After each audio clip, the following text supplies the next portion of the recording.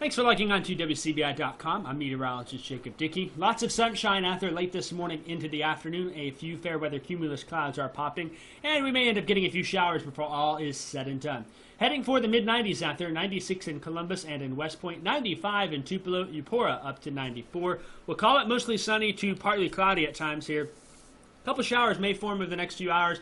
By 2 o'clock, I think we'll see some isolated, maybe scattered showers in nature, very small and localized. If you get one, quick little cool down, but won't last long.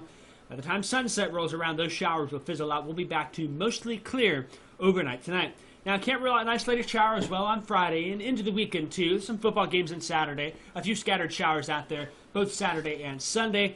I really don't think that they'll amount to much, and I'd be surprised if it had any major impacts to football. A little bit of rain won't hurt anything, but if there's some lightning, of course, they'd have to have a delay. It won't last long. Not a total washout by any stretch of the imagination.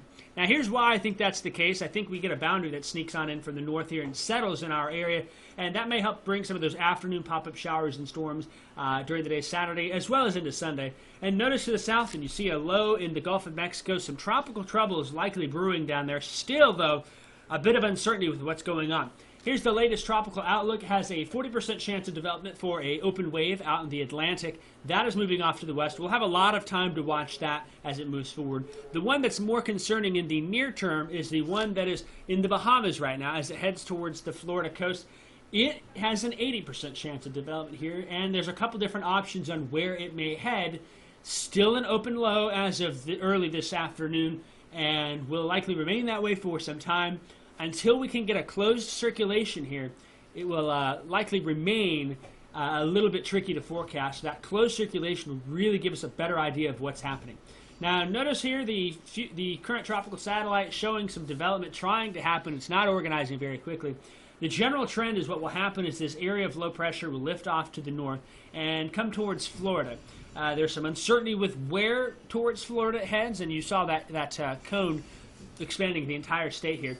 I think I'm outlining 3 different options for what I think may happen, and I've got a favorite now that I'm looking at here. The first option is that it goes out to the eastern seaboard here. That is definitely an option. There's an escape path for it if it just misses the Florida coast, and if that center of circulation forms more to the north. Then that really is going to mean the east coast threat is going to give it a run moving forward.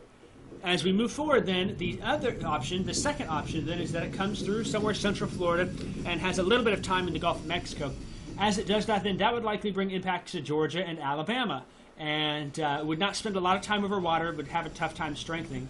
The third option, then, is that it heads more over the open waters of the Gulf, likely taking a South Florida track, even to Florida Keys, and that may bring it more our way as we move forward. That, though, looking a little more uncertain. I'm really thinking this East Coast path, if not just inland, is going to be the most realistic option at this point. But again, some uncertainty still exists. Now, with that East Coast path, we'll end up missing out on the effects of what is Invest 95L. Could be Tropical Storm Humberto in a couple of days. So I'm thinking all the way through Monday, we're keeping the heat and humidity around, and we may very well miss out on the rain, too. Over the next 7 days, we're seeing the heaviest rain along the Florida-Georgia coast and showing our region missing out on anything widespread and beneficial. And that's the way we're going to round the 7-day out for us, too. Some isolated showers expected Saturday and Sunday, and those pop-up summertime showers would likely continue next week if we stay in the 90s. Unfortunately, that means if that path verifies to the east, we stay hot and dry likely through next week.